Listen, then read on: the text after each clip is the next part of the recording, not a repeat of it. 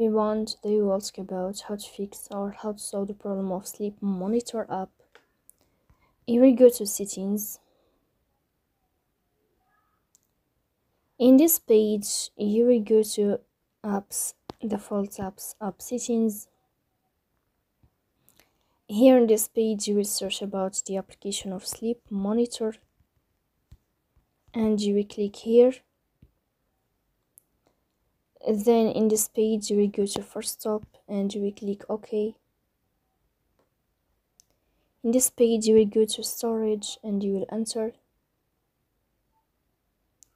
Here in this page, you will click on clear cache. But pay attention, don't click clear data because that can delete your account. In the end, you can turn off your phone and you can wait a moment to turn on or to restart your phone again to fix. So please don't forget to support us.